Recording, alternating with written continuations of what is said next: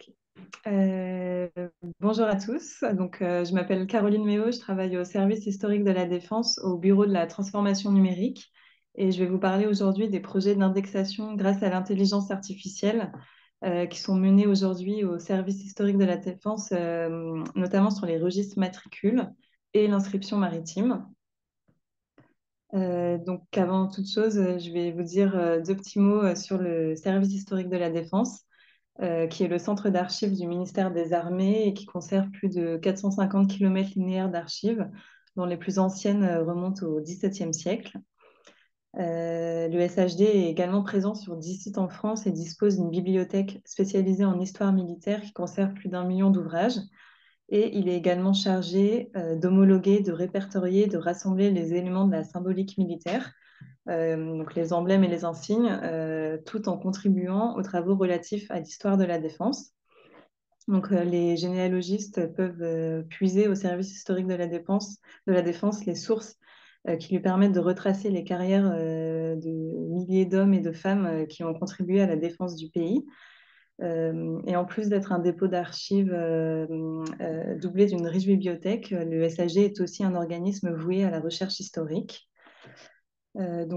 Pendant cette présentation, je vous dirai quelques mots sur la transformation numérique au SHD, et notamment la numérisation, pour ensuite vous parler des projets d'indexation grâce à l'intelligence artificielle que sont le projet Registria et le projet Maritimia. Le service historique de la Défense a amorcé depuis plusieurs années la transformation numérique de ses métiers et de ses archives, notamment avec la rétroconversion et la numérisation. Et voilà, il a construit une politique autour de cette numérisation de ses fonds et collections et il mène des campagnes régulières avec plusieurs millions de vues qui sont déjà numérisées et accessibles en ligne. Et la priorité est donnée à la numérisation des fonds les plus consultés par le public, qui sont les parcours individuels. Et ces actions de numérisation ont notamment eu pour résultat la création et la mise en ligne d'une masse documentaire numérique très conséquente, dont une des priorités pour le SHD est d'en faciliter l'accès auprès du grand public. Et c'est vraiment dans ce contexte-là que le SHD s'est tourné vers les techniques de l'intelligence artificielle et de la fouille de texte avec le projet Registria.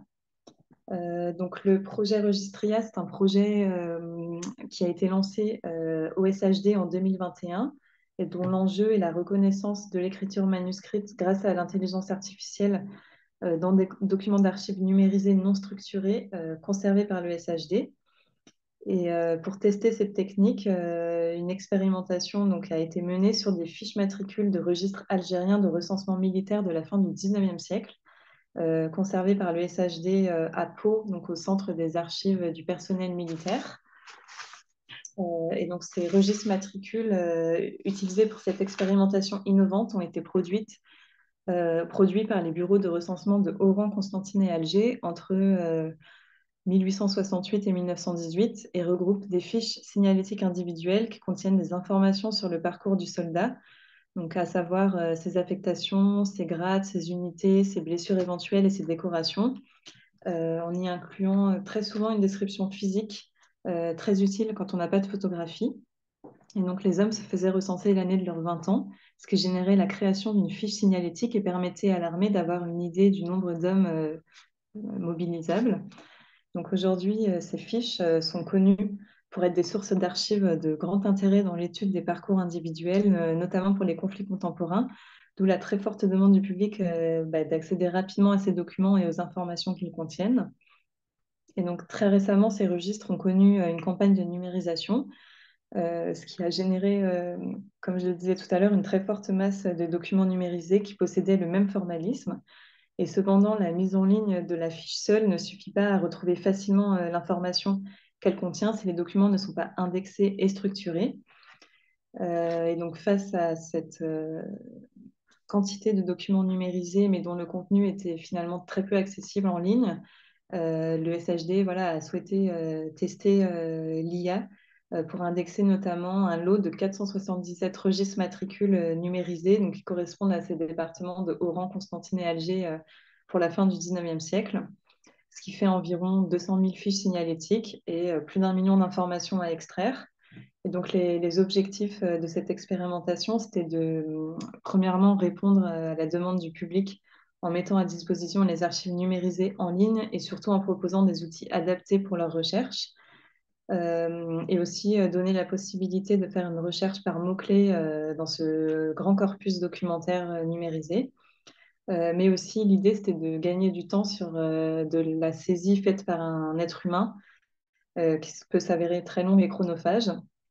Et enfin, c'était de voir si l'intelligence artificielle, ça pouvait être intéressant et utile pour la reconnaissance d'écriture manuscrite. Et donc, pour cela, on a travaillé avec un prestataire pendant 9 mois.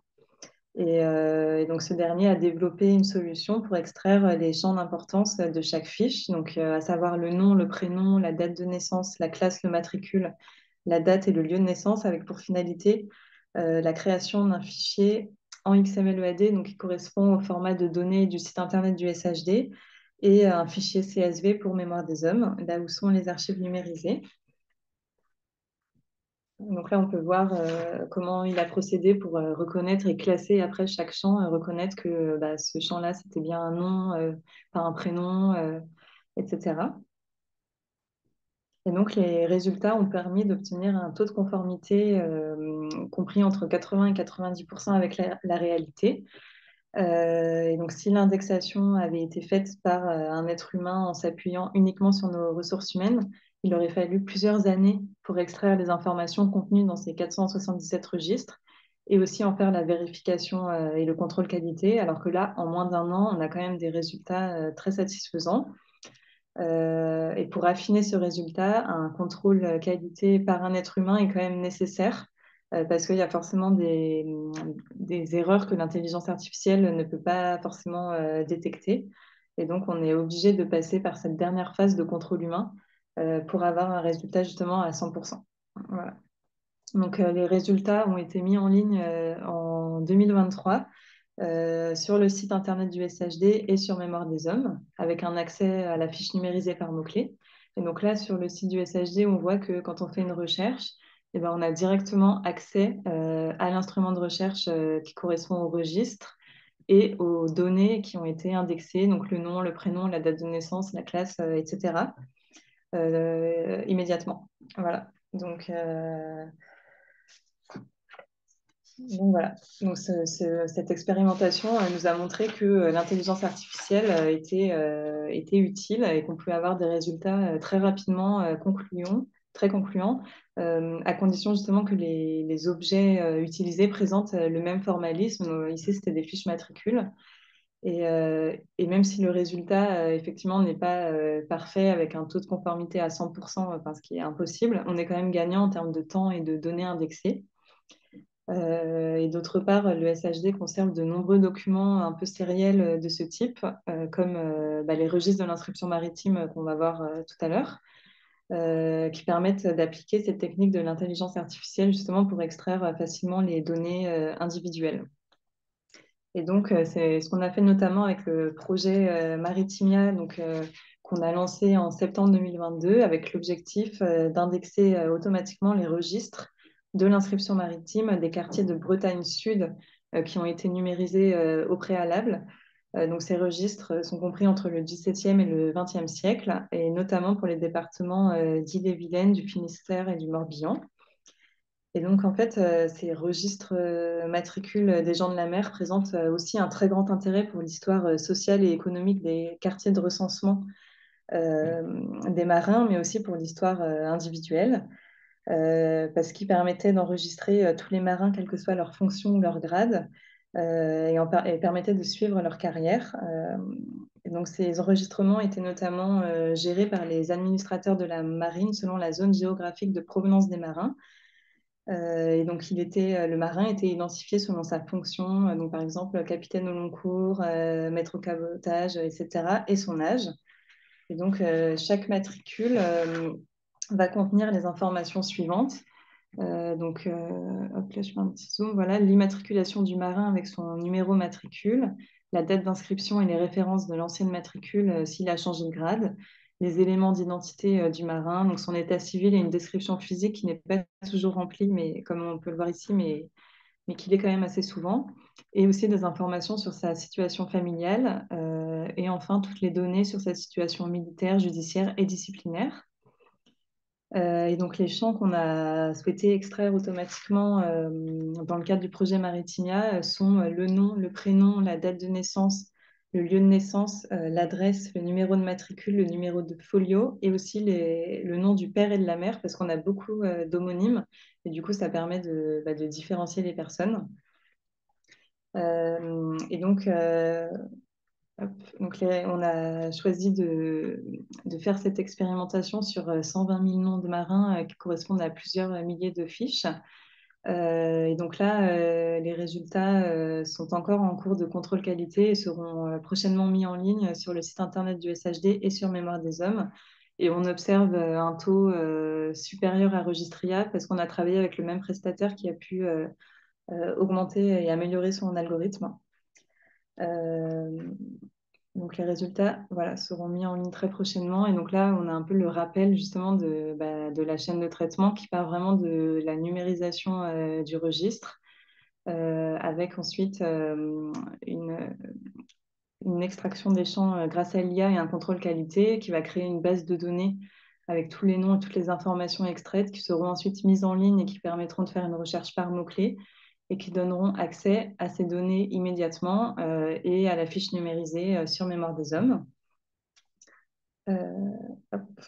Voilà, donc en conclusion, que ce soit l'expérimentation Registria ou Maritimia, ça nous a permis voilà, de prouver l'efficacité qu'avait l'intelligence artificielle pour l'indexation des archives. Donc c'est une formidable avancée pour l'indexation et notamment dans les parcours individuels. Et on espère poursuivre cette lancée afin d'améliorer la recherche et de pouvoir accompagner les prochaines campagnes de numérisation. Voilà, merci beaucoup.